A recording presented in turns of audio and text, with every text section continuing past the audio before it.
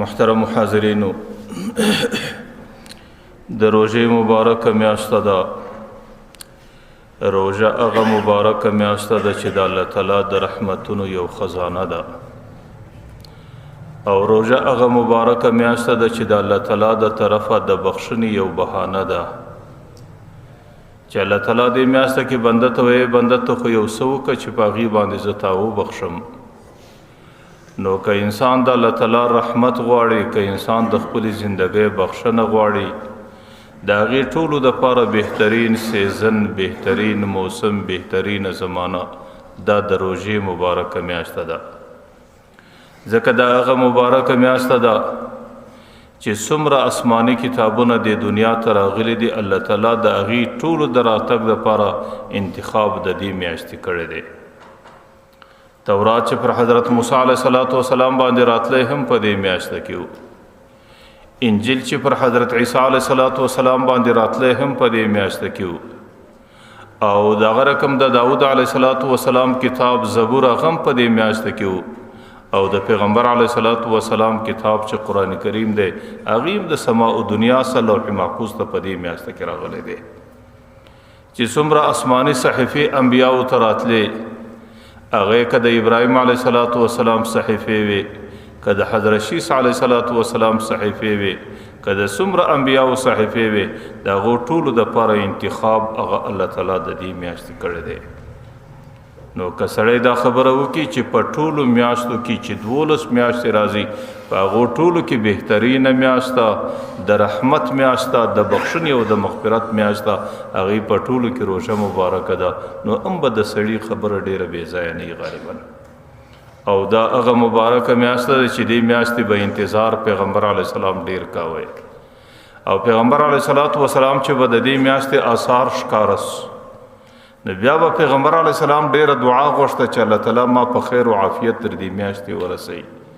چې کله به د رجب میاشته راغله چې موږ او تاسو یې د خدای تعالی میاشته بولو، او د هغې څه وروسته بیا شعبان راځي چې موږ او تاسو د برات میاشته بولو، نو پیغمبر علیه السلام به دې 2 میاشتو کې ډیره دعا دا غوښته: اللهم بارک لنا فی رجب و شعبان وبلغنا رمضان. یا الله ماته د رجب په میاشته کې هم برکت راواچوه، یا الله ماته د شعبان په میاشته کې هم برکت راواچوه، لیکن الله په خیر او عافیت مې د رمضان او د روژې در میاشتې پورې ورسوه. نو ځکه دا میاشته هغه میاشته ده چې د دې انتظار به پیغمبر علیه السلام ډیر کاوه. ما پروند وړم ورځ درته ویل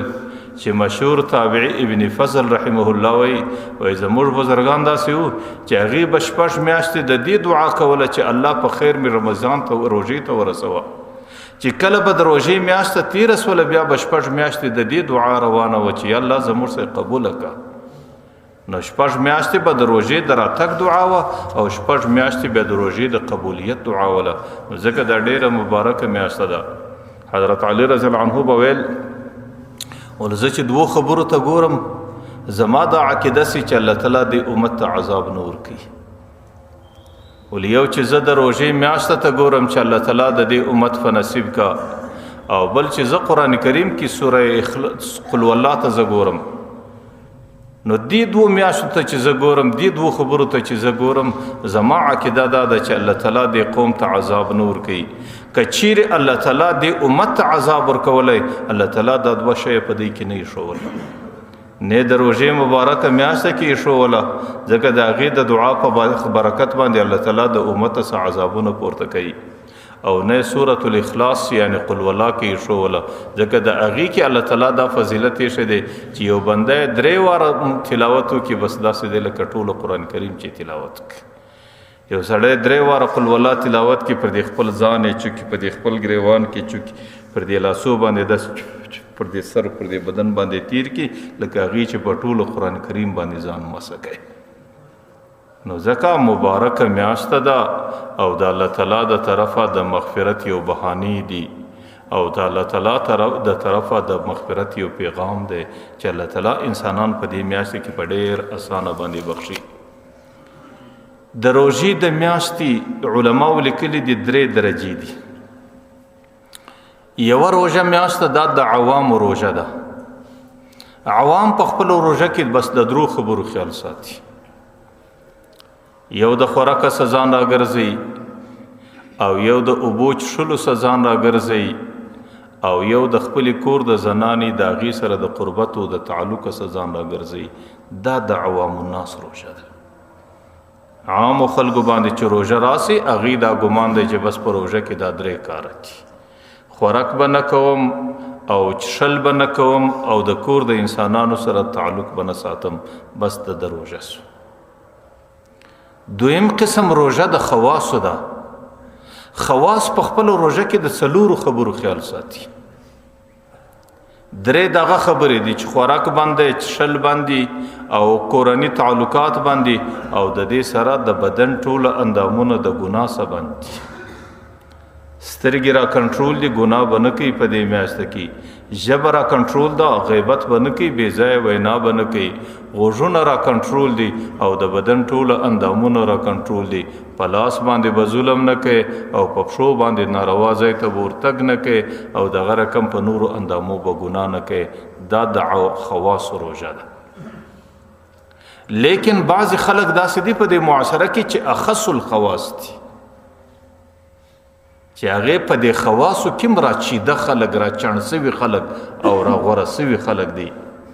دا غیر روژه به غالبا د 5 شیانو سي. 3 هغه شیان دي لکه د عوامو په روژه کې چو،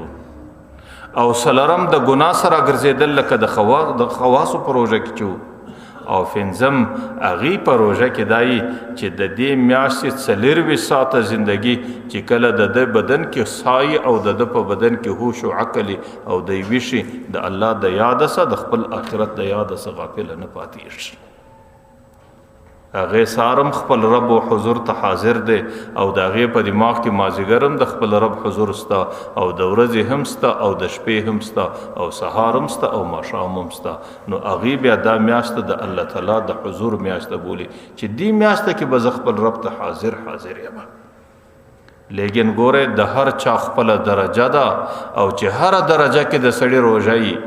نو بیا د هغې درجې خپل مقدار دی، د هغې درجې خپل اجر دی، د هغې درجې خپل ثواب دی. داسې نه دی چې د ټولو ثواب یک رنګه دی. د عوامو د روژې ثواب الله تعالی د هغې په پیمانه ورکوي چې څومره مشقت یې برداشت کړی دی. د خواصو د روژې ثواب الله تعالی د هغې په پیمانه ورکوي چې هغې څومره مشقت برداشت کوي. او د اخص الخواص د روژې ثواب د هغې په پیمانه دی. زه د دې یو اسانه مثال تاسو ته پیښوم. ګوره یو من دی، یو سیر دی، په دې یو سیر باندې اوسپنه هم وتلل سي، په دې یو سیر باندې سره زر هم وتلل سي، په دې یو سیر باندې سپین زر هم وتلل سي، په دې یو سیر تخار هم وتلل. و سیر یو دی، وزن یو دی، د هر یو تاله چې دی هغه 1000 ګرامه دی بس. لیکن داغي کڅم پیمانه یو ده، اندازه یو ده، وزن یو دی، لیکن په قیامت کې د مځکې او د اسمان فرق دی. د سونی چې کم قیمت دی هغې قیمت د اوسپنې سیر نسی پیدا کولی او د سپینو زرو چاندي نسی پیدا کولی. د چاندي چې کم قیمت دی هغه قیمت بیا څوک نسی پیدا کولی، هغې بیا اوسپنه نسی پیدا کولی. نو ورځ یوه ورځ ده، د سپېدو سونې سي در مازدیګره پورې ستا هم خوله بنده ده، د بل سړي هم خوله بنده ده، د بل سړي هم خوله بنده ده. لیکن د الله تعالی په حضور کې چې کومه اجر ورکول کېږي د دې د مځکې او د اسمان فرق دی. د بعضې روژه هغه د عوامو په شکل هغې ته هغه اجر ورکول کېږي، د بعضې روژه د خواصو په شکل هغې ته د خواصو شکل ورکول کېږي، او د بعضې روژه هغې د اخص الخواص په شکل هغې ته د هغه اجر و ثواب ورکول کېږي. که څه ورځ یوه ده، روژه یوه ده، وخت یو دی او اندازه یوه ده، لیکن د دې په قیمتونو کې خامخا ډېر فرق راځي. او ډېر خلک دی هغه د ورځې روژه ونس، لیکن د ورځې ټوله ورځ پر فیسبوک باندې تېره کړي، د ورځې ټوله ورځ په دکانداري کې پر درواغو باندې تېره کړي، د ورځې ټوله ورځ په دکانداري کې پر دوکه باندې تېره کړي، او د ورځې ټوله ورځ په غضب او په غصه او په خشم او په ښکنځلو ورباندې تېره شي. نو اوس دې سړي هم روژه ونیوله. لیکن د دې مثال داسې دی لکه په هغه سیر چې د سونه تللی وه، په هغه سیر د چاندي تللی و، په هغه سیر د اوسپنه تللی و، هغه ټول قیمتي و، لیکن په هغه سیر کې ته خاوره واچوه، 1 کیلو خاوره، هلته د خاوره د بیا څه قیمت لري؟ کته یو سیر خاور او چاته ولور کې هغه سیر دی چې په ودی تل لیکن د خاور قیمت به څوک نه اخی نه څوک ولور کوي ځکه پیغمبر علیه الصلاۃ والسلام وایي کم من صائم ليس من صيامه الا الظمأ ډېر روژاتیان داسې دي چې غریب د سهار صدر ماښامه پورې ژاتی دي لیکن مازیګر چې کومې مزدورۍ بیشل کېږي ودته د تندې بغیر بل یو شی ورپاته نه یعنی د روژه د الله په حضور کې یو زره قدر نه کې پیدا یو زره اجر نه کې پیدا یو زره ثواب نه کې پیدا ځکه روژه د هر چا خپل روژه ده حضرت عائشہ مبارکه وی پیغمبر علیه الصلاۃ والسلام په روژه کې د درو خبرو ډېر خیال ساتي یو پیغمبر علیه الصلاۃ والسلام په روژه په میاشت کې د دعا ډېر زیات اهتمام کوي زما په دا باندې یقیني سر نخلاصي چې کله مولوی صاحب دعا کوي مقتدیم دعا کوي چې مولوی صاحب پر مخ باندې لاس تیر کې مقتدیم پر لاس تیری زه په دې نه پوهېږم چې د دې دواړو د حاجتونه څنګه سره یو رقم دي کله کله به د مولوی صاحب حاجت ډیر هغه به ډیره دعا کوله د مقتدی دا به کم کله کله به مولوی صاحب لږ دعا غوښتله ځکه هغې سره ټول خلک تړلي دي او مقتدی دعا به د ختمېدو وتلې وله لیکن زموږ د هر عادت صرف رواجي ګرځېدلی دی چې بس مولوی صاحب دعا کوي لاس پورته کوي زیم پورته کوي چې مولوی صاحب پر مخ تیر کوي زیم پر مخ تیر نه پیغمبر علیه الصلاۃ والسلام په دې ورځو کې د دعا په ډېر کثرت سره اهتمام کاوه ډېره دعا د هر لمانځه سره دعا د نفل سره وروسته دعا د قرآن کریم د هر نیک عمل سره وروسته د دعا د قبولیت ځای دی نو حضرت عایشه مبارکه وی د نور کال په پرتله به د پیغمبر علیه الصلاۃ والسلام په دې میاشت کې د دعا غوښتنه ډېره زیاته وه او دویم پیغمبر علیه الصلاۃ والسلام په دې میاشت کې په عبادت کې ډېره مجاهده کوله چې کله به شلم راله براله د دې زنانو حجرې مبارکې وي نه حجرې وي دا به ټولې وټکولې یا صاحب الحجرات په حجراتو کې پرتو انسانانو دا شپې د پروتې نه دي دا شپې د آرام نه دي او دا شپې د خوب نه دي بیا به د کور ټول انسانان در پیشلمي پورې ویښ ساتل نو دویم به پیغمبر علیه الصلاۃ والسلام په دې میاشت کې عبادت ډیر کاوه زعام خلکو ته هم کم سے کم هغه رواجي نوافل چې هغه ظاهري په نصوص باندې ثابت یو زموږ په دغه کې څنګه سره رواج هم دي نو هغه نوافل خو به چې په دې میاشت کې سړی کوي په کار دادې د اشراق د لمانځه خیال وساتي په کار دادې د څاښت د لمانځه خیال وساتي په کار دادې د مازیګر د لمانځه سره مخکې د څلور رکعاتو نفل خیال وساتي په کار دادې د ماښام د لمانځه سره وروسته د شپږ رکعاتو صلات الاوابین خیال وساتي او په کار دادې چې د ماخستن د لمانځه سره وروسته چې دوه رکعاته سنت کوي دوه رکعاته نفل ورسره کوي زه به تاسو ته د عالمګیري د علامه شامي به یو خبره درته وکړم علامه شامي وایي چې کله انسانان کمزوري سي خیر هغې خو د طالبانو په حق کې لیکلې ده وایي کله چې طالب هر څوک شي هغه د شپې لمانځه ته ډېر نسي راکښېنستی تهجد نسي کولی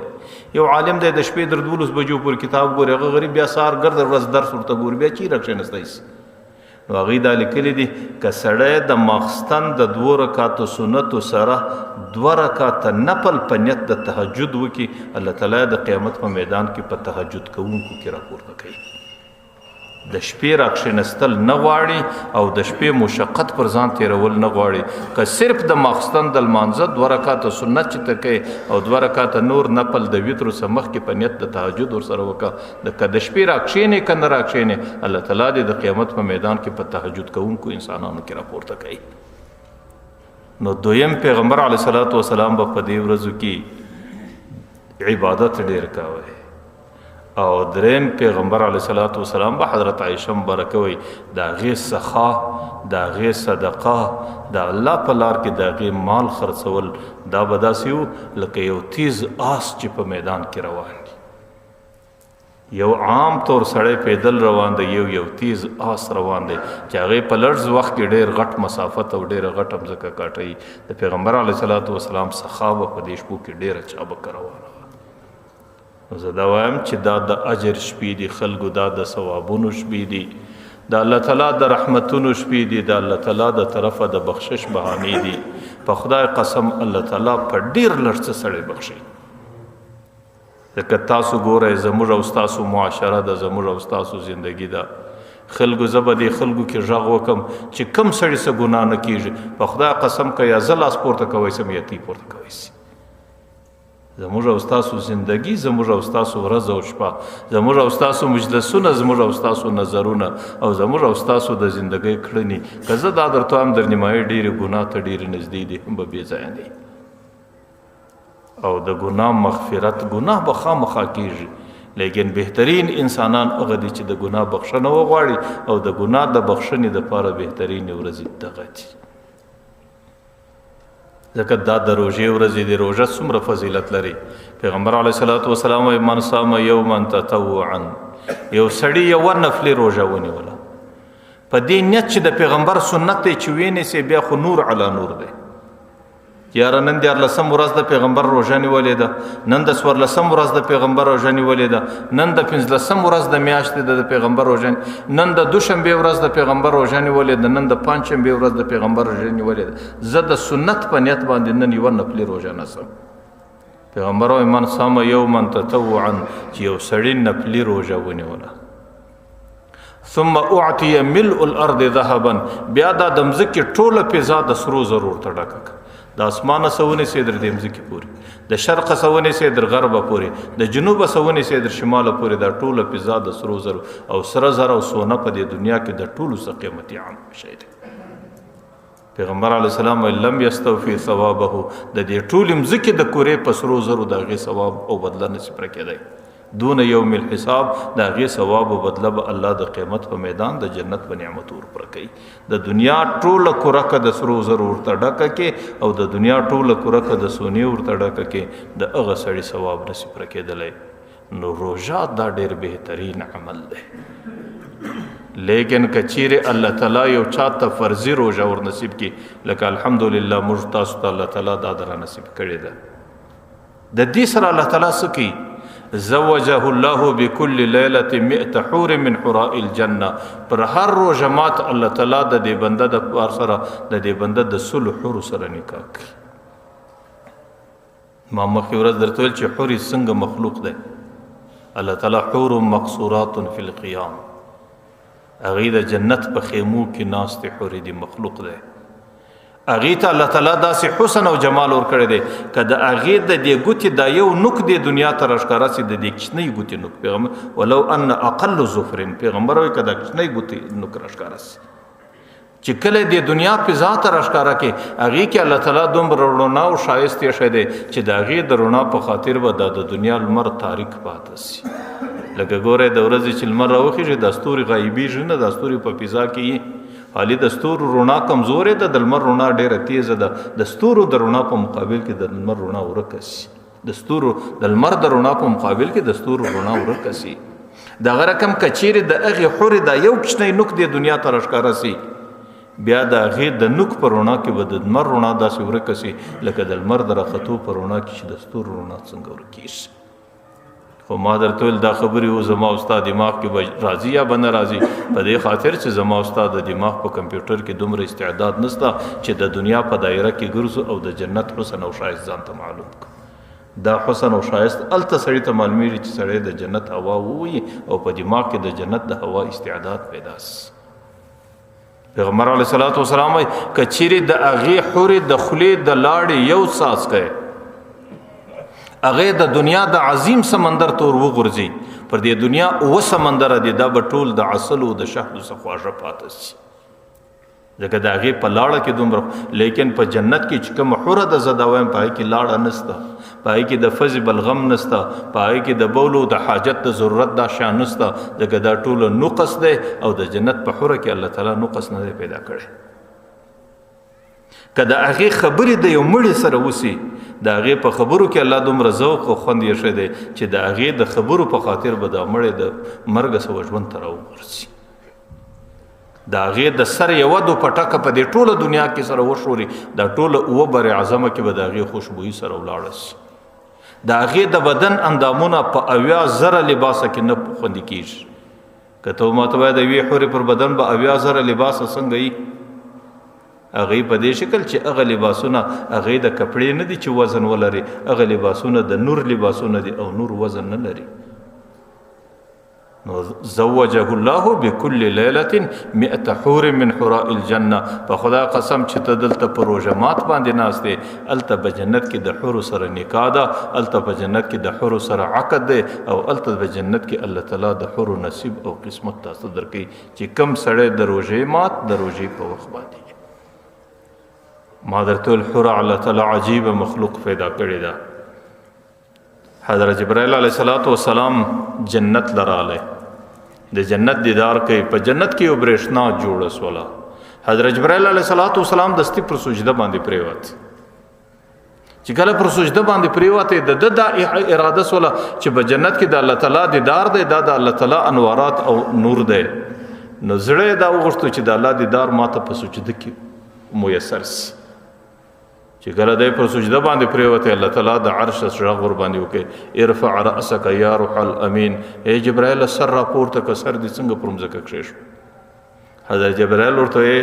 یا الله زما د عقیده و چې استاد دیدار دی، او استاد دیدار چې په جنت کې ماته د سجدي په حالت کې ملاو سي، زما به ډېر لوی نیک بختی. الله تعالی بلا کیف تبسم ور باندې کوي. الله داسې خندا ور باندې کوي چې د الله د شان سره څنګه لایق ده، نور پاغي زموږ دماغ نه رسیږي. الله تعالی ورته جبرائیل دا په جنت کې یو حور و خندل، داغه د غاښ کارسو، داغه د غاښ برېښنا په جنتو کې ولاړه سوله. نو بیا هغه مخلوق ده چې د هغه د غاښ په برېښنا باندې حضرت جبرائیل علیه السلام خطا کیږي، او حضرت جبرائیل علیه السلام ته دا ور په سوچ ور پیدا کیږي چې دا به د الله دیدار چې کوم حور سره د سړی نکاح وسی. پیغمبر علیه السلام وایي چې کله سړی د هغې سره اول ملاقات کوي چې د هغې و د مخ و د حسن ته ګوري، 40 کاله به دی ورته ګوري. په 40 کاله کې به دی دومره انتظار وکړي، دی به دومره پکې محوي، دومره به د هغې په دیدار کې غرقي چې په 40 کاله کې د سترګو د وهلو د رب موقع به دی نه کې پیدا. نو د دغه شل حور سره پیغمبر علیه السلام وایي د سړي نکاح کول د 100 حور سره نکاح ده. پیغمبر علیه السلام حدیث دی ان فی الجنه حور اسمها لاعبه. په جنت کې الله یو حور پیدا کړی د دغه نوم لاعبه ده. د څو خلقت من 4 اشیاء، الله د څلور شانو څخه پیدا کړی ده. مشک، عنبر او کافور او زعفران، دا څلور خوشبوې شیان دي. د دې الله پیدا کړی د دغه سورسته ماء الحیات، اب حیات کې اچولې دي. اب حیات په دنیا کې نشته چې سړی در همیشه پورې ژوندۍ پاتې، اب حیات صرف په جنت کې دي. او پیغمبر علیه السلام وايي وجميع حور العين عشاق لها، د جنت ټول حور پر دي عاشقانی. ولولا قضاء الله الا يموت، په جنت کې صرف د الله دا فیصله ده چې مرګ نشته. که مرګ دغه فیصله د الله نه وای لمات من حسنها و جمالها، د جنت ټول مخلوقات به د دې د شایست تاب نه وای راوړي، ټول به د دې د شایست په خاطر باندې مړه وای. او دا چې کله را رواني پر څنګه خادمان ور سره ای غم د جنت حری هغه سورته یا لاعبه لو يعلم الطالبوك لوجدوا فيك. اے لاعبه که د دنیا انسانان ستا په حسن خبر سي، که د دنیا انسانان ستا په زندگی باندې خبرس، که د دنیا انسانان ستا په عشق باندې آگاه سي، لوجدوا فيك، د ستا د حصول ستا د پیدا کولو په خاطر به هر څه قربان کی، هم به ځان قربان کی، هم به مال قربان کی، هم به زندگی قربان کی، هم به ژوند قربان کی چې صرف ته په نصیب ولا ورسي. یو روایت کې راځي مکتوبن بین عینیها پر دې تندی لیکلي دي، یو روایت کې راځي مکتوبن فی نحرها پر دې غاړه لیکلي دي. من اراد ان یکون له مثلی فلیعمل برضاء ربی، چې کم سړی دا غواړي چې زما غوندې حوره پیدا کی، چې کم سړی دا غواړي چې دغه ملاقات زما سره وي، چې کم سړی دا غواړي چې دغه فنکاح کې زم، چې د کم سړی دا اراده چې زما دغه ژوند زما سره وي، فلیعمل برضاء ربی، ژوند زما د رب پر رضا تیر کی، روژه دی زما د رب پر رضا تیر کی، چې کم څنګه په کم شکل روژه الله تعالی غواړي په هغه شکل تیر کا، چې زندگی په کم شکل الله تعالی غواړي په هغه شکل تیر کا. نو هغه حوره وای بیا به د هغه سړی زندگی زما سره زبه د هغه په نکاح کیم، د هغه ژوند به زما سره تیریږي، او د هغه ناستو ولاړه او د ژوند ټول شپې او ورځې به زما په شکل زما سره یو ځای. فلیعمل برضاء ربی، هغه د الله پر رضا زندگی تیر کی. ځکه زوج الله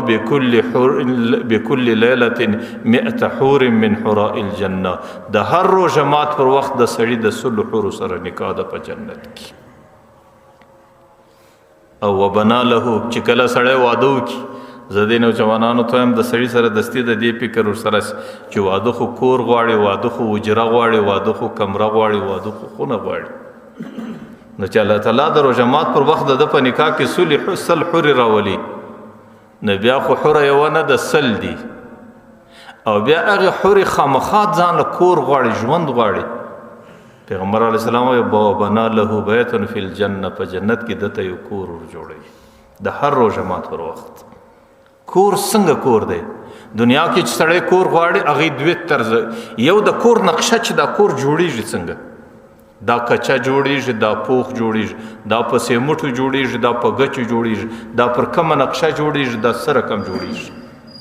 او دویم د دې کور حدود خلق معلوموي چې پر څومره مځکه جوړیږي. پیغمبر علیه الصلاۃ والسلام دواړه بیان کړی دي.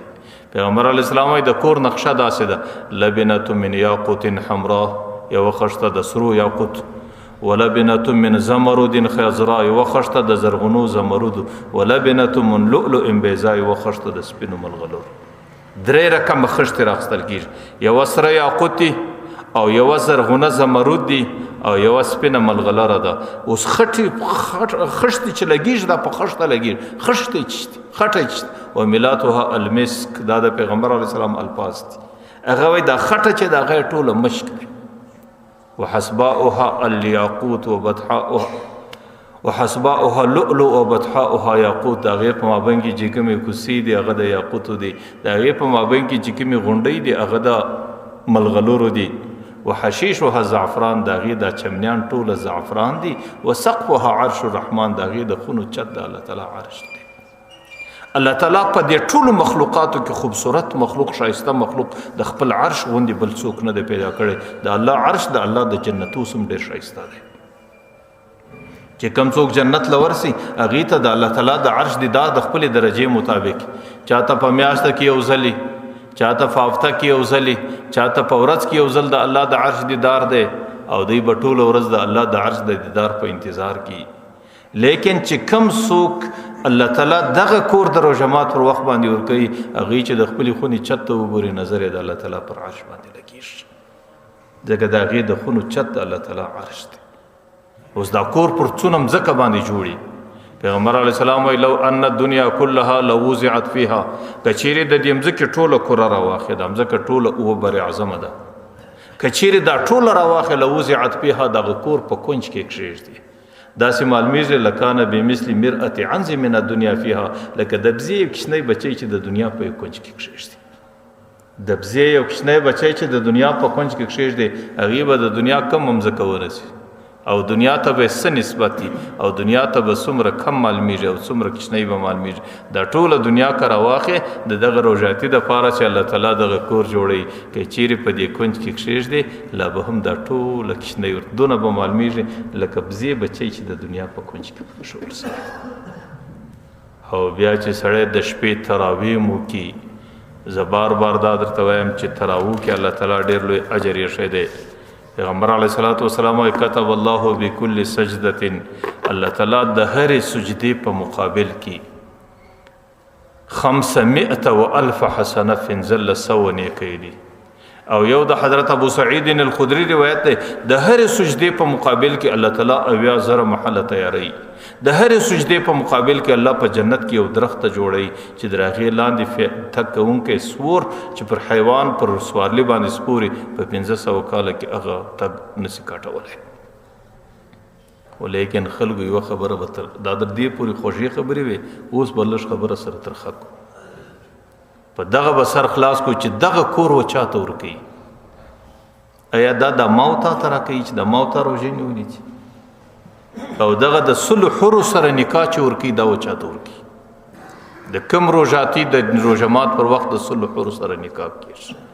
پیغمبر علیه الصلاۃ والسلام د هغې دپاره 4 شرطه بیان کړي دي چې سړي به په روژه کې د دې 4 شرطو خیال ساتلی. د ټولو څه اولنی شرط دا دی من صام نفسه فی شهر رمضان د روژې په میاشته کې به خپل نفس کنټرول کړی د روژې په میاشته کې به خپل نفس د ګناه سره ګرځولی او د روزې په ورځو په شپو کې به ته ګناه ته نور نږدې کېږي خپل نفس به دې کنټرول ساتلی لکه ما چې د کومو خواصو روژه درته بیان کړه چې په هغې کې خوراک خو به نه کوې څښل خو به نه کوې او د کورو د انسانانو تعلق خو به نه ساتې لیکن د هغې سره زندگی او خپل نفس به د ګناه څخه هم راګرځوې اولنی شرط دا دی من صام نفسه فی شهر رمضان چې کم سړی د روژې په میاشته کې خپل نفس په کنټرول کې راوستی نفس دا الله تعالی یو قوت د انسان سره پیدا کړی دی او دا د انسان په ټوله بدن کې چلیږي او دا هغه شی دی چې انسان پر کارو باندې رافاروي او پیغمبر علیه الصلاۃ والسلام وایي د نفس کار څه دی د انسان په دماغ کې د ګناه خواهشات اچي د سړي چې د ګناه په دې دماغ کې د ګناه لهرونه راځي د ګناه سوچونه راځي د ګناه صفې راځي او د ګناه غوښتنه راځي دا د چا د طرف دا د نفس د طرف سترګه ته وایي ته ګناه وکړه ژبه ته وایي ته ګناه وکړه غوږ ته وایي ته ګناه وکړه دا سترګه چې په دید کې کم لذت اخلي دا لذت په حقیقت کې نفس ته رسیږي دا ژبه چې په غیبت کې کم خوند اخلي دا خوند په حقیقت کې نفس ته رسیږي نو نفس دا یو داسې مخلوق دی چې د انسان په دماغ کې د ګناه سوچ فکر د ګناه وسوسه د ګناه غوښتنه پیدا کوي امام غزالی رحمه الله وای نفس دا داسې شی دی لکه ماشوم بچی چې کله د یو شي په غوښتنه کې راس چې در څو پورې هغه شی غوښتل لاس ته نه رسولی در هغه وخت پورې آرام نه کوي زغلی هم ژاړي هم سرم د مځکې وي بدن هم د مځکې وي چې در څو یې مور پلار دې ته مجبوره کړي نه چې هغه شی د لاس ته نه راورسوي در هغه وخت پورې هغه ماشوم آرام نه کوي نفس چې د کومې ګناه غوښتنه وکړه چې در څو پورې هغه ولا ته نه رسولی د ګناه غوښتنه نه کوي د ګناه څخه آرام نه کوي او دا انسان ته ډېر ور نږدې هم دی او د انسان په ټوله زندگی کې د ټولو څه لوی دښمن د انسان نفس دی ان اعدى عدوك نفسك التي بين جنبيك پیغمبر وای د ټولو څه لوی دښمن دی خپل نفس دی لیکن په خدا قسم چې څومره مې لوی دښمن دی نن مې زندگی ټوله د هغې دپاره تباه کړې ده د دې نفس خواهشات موږ په کوم شکل پر کوو د دې نفس غوښتنې موږ په کوم شکل پر کوو د دې نفس پر تقاضا موږ در کومه حده پورې ځو او د دې نفس متابعت موږ در کومه حده کوو او په خپله زندگی کې یو ذره یو ځل د نفس مخالفت ته تیار نه یو لیکن پیغمبر وایي د ټولو څه اعلی دښمن د انسان خپل نفس دی ځکه نفس دا به کنټرولوي من صام نفسه فی شهر رمضان نفس به کنټرولوي زه د نفس مطالعه کې 2-3 خبرې درته کوم بر دعا کوم نفس او نور 3 شرط نور دی هغه سبب وین نفس د انسان د زندګۍ یو مخلوق دی چې انسان د الله تعالی په زندگی کې پیدا کړی دی او نفس هغه شی دی چې انسان پر اعمالو باندې راپاروي او د نفس یو خاصیت دا دی چې د دنیا د لذتو د دنیا د خوندو عادي دی چې په کم شي کې د ظاهري لذت ویني چې په کم شي کې د خوند ویني بس د دغه طرف ته ورزغلي دا د طبیعت دی دا د خصلت دی او پر دې خصلت باندې د پیدا شوی دی انسان به دا سوچ کې د انسان نفس انسان ګناه ته مجبوره کې دی وایي چې په دې ګناه کې خوند دی بس نو زما نفس مبارک چې هغه ګناه وکړي نفس د بلې ګناه تقاضا کوي چې هغه ګناه وکړي نفس د بلې ګناه تقاضا کوي چې هغه ګناه وکړي نفس د بلې ګناه تقاضا کوي نفس دا در پایه پورې د ګناه سره ګرځېدونکی مخلوق نه دی اخر چې سړی د نفس پر تقاضا ځي اخر به دومره ګناهونو کې ښکاره راسي چې د انسان څخه انساني زندگی ختمه سي باره زندگی د حیوان غوندې جوړه سي باره لکه حیوان چې حلال او حرام نه پیژني لکه حیوان چې خپل پردی نه پیژني لکه حیوان چې جایز او ناجایز نه پیژني لکه حیوان چې روا او ناروا نه پیژني چې د نفس ډیر خواهشات سره پر ځای کې اخر د حیوان درجه ته ورسیږي او ما درته ویل د نفس د خواهشاتو اصول دادي طریقه دا ده چې هر څومره پیروي وکړي پای ته نشي رسولی ته به وایې چې زه د نفس دپاره به د یوه ګناه وکړم نو به سکون پیدا کړم، نفس دستي بله ګناه غواړي چې هغه به وکړم نو به سکون پیدا کړم، نفس دستي بله ګناه غواړي چې هغه دې وکړه. نفس سکون قطعا نفس نه کوي، او نه نفس د انسان په هره تقاضا که سړی ولاړ سي نو نفس دا سکون نه لري، نفس آرام نه لري، او نفس انسان ته ګناه ډېروي. که د نفس په تقاضا سړی زندگی تیره کړي، زما په الله قسم در مرګ پورې وزره سکون انسان نشي پیدا کولی. د دې زه تاسو ته یو مثال پیښوم. نن چې کم ترقي یافته قومونه دي چې د مځکې پر مخ باندې ځان ته ترقي یافته قومونه وایي، نن هغو خپل ځان له یو نظریه او یو فکر جوړ کړی دی. هغه وایي باید چې انسان د بل انسان په شخصي زندگی کې دخل نه وکړي. پلار باید زوی نه راوګرځي، خاوند باید زنانه نه راوګرځي، پلار باید چې لور نه راوګرځي، ځکه د هغې شخصي زندگی ده او هغې په خپله شخصي زندگی کې آزاده ده. هغې چې په خپله شخصي زندگی کې هر څه کوي هغه دې کوي. دا د دغه قومونو نظریه ده، دا د دغه قومونو فکر دی، او دا د دغه قومونو هغه وایي یاره د دې زوی د ځوانۍ زمانه ده، د دې بچی مې د ځوانۍ زمانه ده، چې په کوم شي کې دې ته مزه او خوند دی بس په هغه کې دې دا زندگی تېروي. نو هلته چې د انسان د زندګۍ کم حالات پر هغې وزره پابندي نشته، نه پر نوجوان باندې ستا، نه پر نوجوانه زنانه باندې ستا، نه پر نارینه باندې ستا. د هغوی ته دا سوچ دی چې په کم شکل تاسو لطف حاصلوئ، چې په کم شکل باندې تاسو لذت غواړئ، چې په کم شکل باندې تاسو خپل تعلق غواړئ، هغې تاسو په هغې کې آزاد یاست. نه قانون تی راګرځي، نه مور پلار تی راګرځي، نه یو ضابطه تی راګرځي، نه یو اصول تی راګرځي، هغې په هر څه کې آزاد دي. هغې خلاصه کوي. زه به تاسو ته یوه ناولده خبره وکړم، ټیم ناوخته دی. زه د عمرې په سفر کې په مدینه منوره کې یو ځای میلمه وم. نو ماښام چې کله را روان ولم نو هغه ملګري ناوخته را روان کړم، ځکه د خلکو عادت دا دی ډوډۍ هم ناوخته خوري، خوب هم ناوخته کوي. نو په لاره کې پر یو هوټل باندې ډېرې زنانې ناستې دي، دې خواته ډېر نارینه ناست دي. مره ما ته وایي مولوي صاحب دا در معلومیږي دا څه کوي مولیا؟ ول دا اوس ټول مساکنې والا دي. مال مساکنت څه مطلب؟ ول دا اوس د دې ځای قانون دی. مال څنګه قانون دی؟ ول په دې ملک کې اوس د طلاق شرع ډېره زیاته ده، په 100 کې 90 پیسه د برته سره طلاق کېږي. اوس حکومت حیران دی، په دې ملک کې په لکونو مطلقې ښځې ناستې دي. حکومت حیران دی چې د دې سره موږ څه وکړو.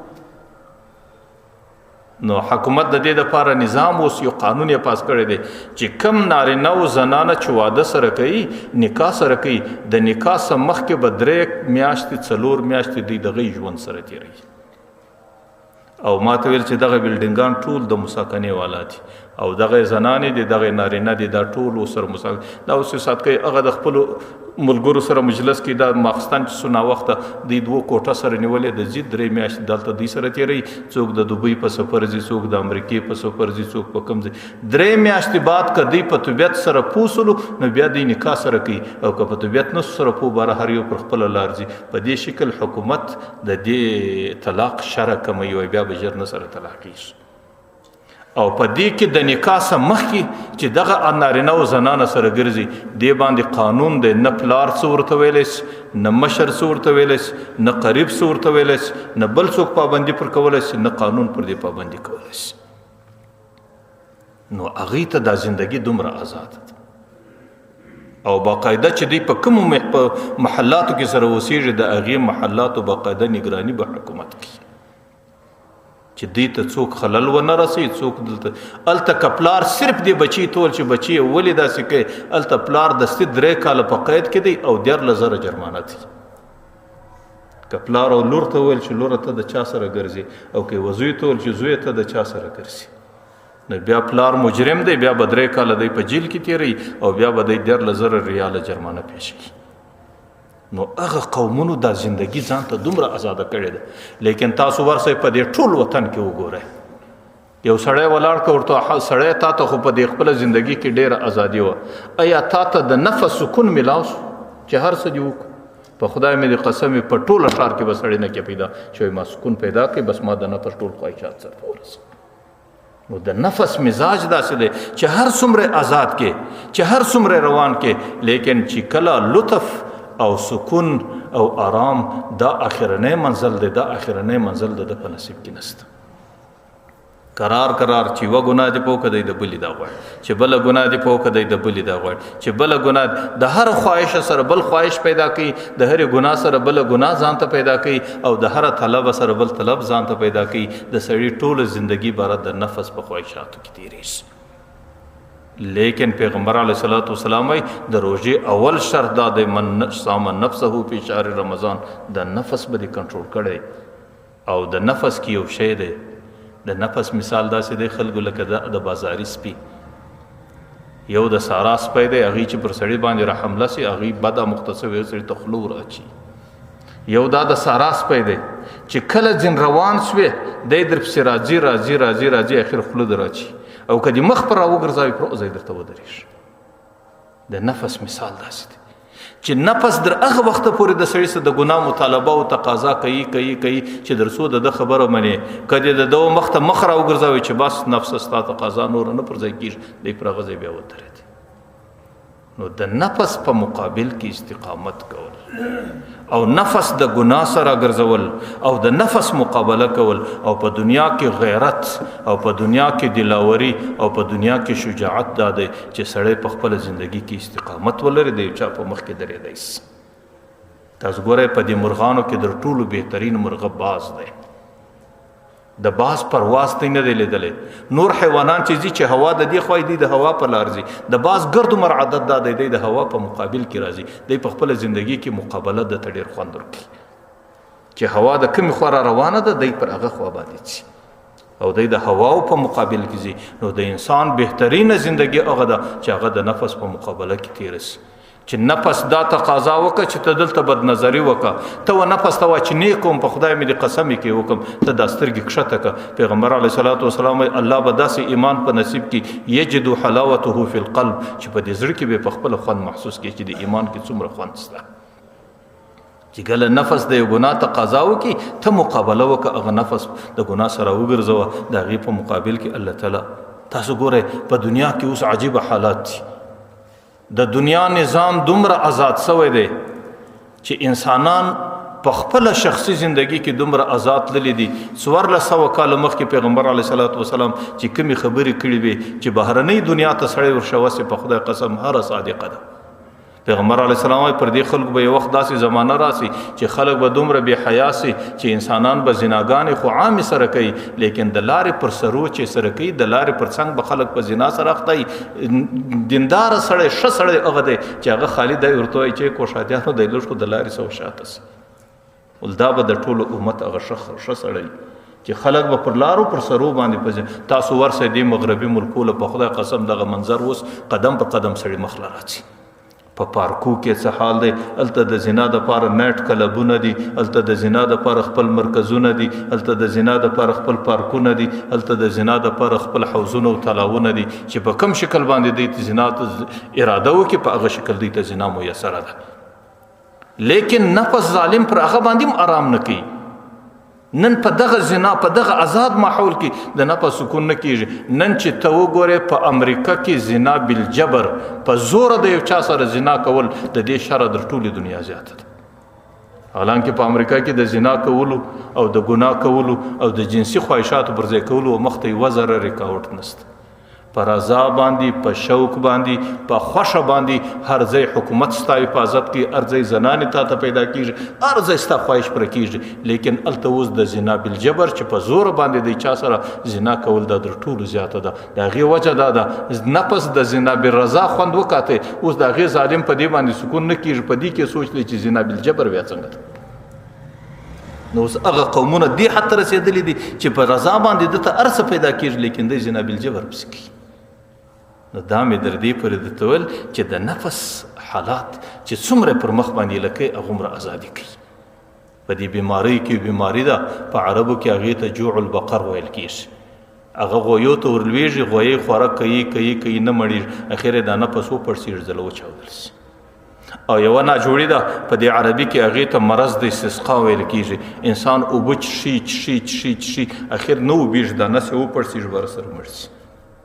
نو د انسان نفس دا بعینه د جوع البقر د ناجوړۍ مصداق دی. او د انسان نفس د مرض استسقا د ناجوړۍ مصداق دی چې د انسان نفس په دې ګناو نه مړیږي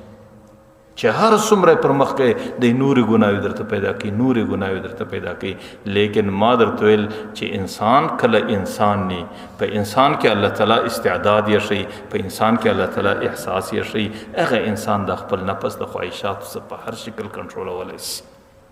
او د نفس مقابله چې دی وکړه د نفس په مقابله کې د استقامت وکړي چې 2 او 3 ځله د نفس ته جواب ورکړي چې پر دې ځای بد نظری نه سي راسکولای پر دې ځای د غلط تصویر نه سي راسکتلای او پر دې ځای باندې بیل منځ نه سي راسکولای او پر دې ځای باندې غلط تعلق او غلط مجلس نه سي راسکولای تاسو 3 او 4 واره نفس تجربه کړئ بیا خو ما درته د غي مثال لکه د بازاري سپي دی بیا په ټول ورځ پتا پسې بیا ته د متابعت بنه کې دی بس تا متابعت بیا کوي علامه بصیری یو ډیر ښه عالم دی هغه یو خبره کړې ده هغه د انسان د نفس ډیر مثال ورکړی دی هغه النفس کالطفل د انسان نفس داسې دی لکه ماشوم بچی ان تحمله شب على حب الرضاع که چیرې ته دی خپل آزاد پرېږدې ده ته دا تی رودل ډېر خوند ورکوي دا هېڅکله نه پرېږدي و ان تفتمه ینفتم کې راکاټوي نو راکاټېږي ماشوم بچی چې د مور پتی باندې روږ سي او د هغې سره عادت ونسي او بیا چې کله د پاتېدو زمانه راسي بیا پاتېدل هغې ته ډېر مشکل که مور و پلار ده ته ډوډۍ کښېږدي دی څکه نه کوي چې د ده بوتل نه چې د ده د مور تی نه که مور و پلار و ده ته خوراکه کښېږدي که هر څه ورته کښېږدي لیکن دی په یو شي باندې آرام نه کوي دی هغه خپل بوتل خپل تی غواړي لیکن مور و پلار چې کله د بچی سره محبت کوي دغسې آزاد یې نه پرېږدي چې بس میر ځکه مور و پلار په دې باندې پوهېږي که چیرې موږ د تیسه ټیک د ده ته تکلیف دی دی ژړا کوي دی خپله شپه په ژړا تېروي زما شپه په آرام راخرابوي لیکن د هغې باوجود دغه همیشه دا رقم پرېښول دا د ده دپاره تباهي ده نو هغې د دغه مشقته سره چې د بچي خیرخواهي هغې بچی د دې تیسه راګرځوي په زور یې پرې کوي او هغه شی که بچی هر څومره غوښتنه د بچی د غوښتنې مقابله کوي بس بچی یو څو ورځې مشقت ورسره برداشت کړي هغه بچی په خپله په خوراک باندې عادت شي دی علامه بصیري وایي د انسان نفس دا رقم شی د ګناه سره عادت شوی دی او په ګناه کې لذت و خوند لیدلی دی او د ګناه عادي جوړ شوی دی او دی ګناه په هیڅ شکل نه پرېږدي اوس که ته د ګناه سره ګرځې دی تکلیف هم در کوي او دی ژړا هم درته کوي او دی مشقت هم در کوي او دغه رقم دی د ګناه مطالبه او طلب هم درڅه کوي لیکن دا به د یو سړي دانایي نه وي چې باره نفس دغه و ګناه ته وریاله کې وایي بس میشو رو در پایه پورې دی کوي ځان هم تباه کوي نفس هم تباه کوي نو د سړي دانایي داسې ده لکه هغه ماشوم بچی چې سړی د تیسه راګرځوي د هغه رقم نفس قرار یوه ورځ د یوې ګناه سره ګرځولی بله ورځ د بلې ګناه سره ګرځولی بله ورځ د بلې ګناه څخه خو د دې په مقابل کې استقامت غواړي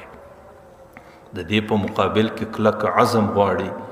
خلکو الله تعالی انسان ته همت ورکړی دی د دې په مقابل کې همت غواړي انسانان په همت باندې سپوږمۍ ته وخاتو جهازونه جوړ زما استاونو څه حالت چې په همت د یو نفس مقابله نس کولی نو ځکه روژه کې د صلح حرو نکاح ده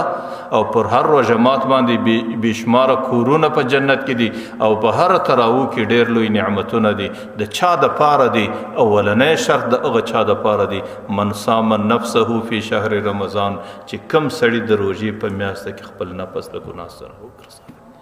دویم شرط دریم شرط څلورم شرط د هغې متعلق سبا خبرو کو الله تعالی دې خبر کړي الحمد لله رب العالمين والعاقبة للمتقين والصلاة والسلام على خير خلقه محمد وآله وصحبه أجمعين یا الله زموږ روژه قبوله کړي خدا زموږ په روژه کې زموږ نفس د ګناهونو سره وګرځوي یا الله موږ ته د خپل نفس د قابو کولو توفیق راکړي خدا زموږ د نفس د اتباع سره وګرځوي خدای موږ د نفس د خواهشاتو پوره کولو سره وګرځوي یا الله چې نفس مې په څومره ګناهونو کې اخته کوي خدای د دې ټولو ګناهونو څخه مې راوګرځوي صغیره ګناهونه یې کبیره ګناهونه یې پټ ګناهونه یې ښکاره ګناهونه یې خدای د ټولو څخه مې حفاظت وکړي خدای د ټولو فتنو څخه مې حفاظت وکړي ظاهري او باطني پټې او ښکاره چې څومره فتنې دي خدای د هغوی ټولو څخه مې حفاظت وکړي خدا زموږ زندگی د هر قسمه بدو اعمالو سره وګرځوي خدای زموږ د روژه کې د خپل نفس او د زندګۍ د هرې کړنې د حفاظت توفیق را نصیب کړي چې څومره بیماران دي الله بیمارانو ته شفا ورکړي چې څومره مشکلات او پریشانی د خدای ته د انسانانو د زندګۍ څخه لرې کړي چې څومره ضرورتونه او حاجتونه د خدای د اسمان صفر کړي د قرضونو بوج د قرضونو د حل لپاره یا الله زموږ نصرت او مدد وکړي چې څومره مسکنت غربت خدای ته اغي په مال او دولت او پرسکو برکت باندې بدل کې خدای د رزقونو د پاره د اسمان دروازې خلاصې کې خدای رزقونو باندې د علاقه آباد کې خدای چې کوم ستړي حالات د علاقه په نصیب دي خدای د دې ستړو سره نور مشکلات کې خدای غدغه امتحانات دي خدای د امتحانات زموږ د ژوندۍ سپورت کې امت مسلمه ټوله په امتحاناتو کې د خدای امت مسلمه د امتحاناتو څخه خلاص کې خدای د امت مسلمه چې کوم حالات پر هغه حالات باندې رحم وکړي خدای چې کوم امت مسلمه کوم ډله پر حق د استاد دین په خاطر ده خدای ته د ټولو شدر معلومیږي خدای ته د غي نصرت او مدد وکړي چې څومره مردگان په قبرو کې دي خدای پاک هغه قبرونه جنتونه کې چې څومره مردگان په قبرو کې زندگی د خدای د قبر نعمتونه د جنت نعمتونه په نصیب کې خدای د قبر زندگی د دنیا د زندگی سره ورته اسانه کې خدای زموږ دعا د ټول امت په حق له قبول او مقبول وګرځي ربنا تقبل منا انك انت السميع العليم وتب علينا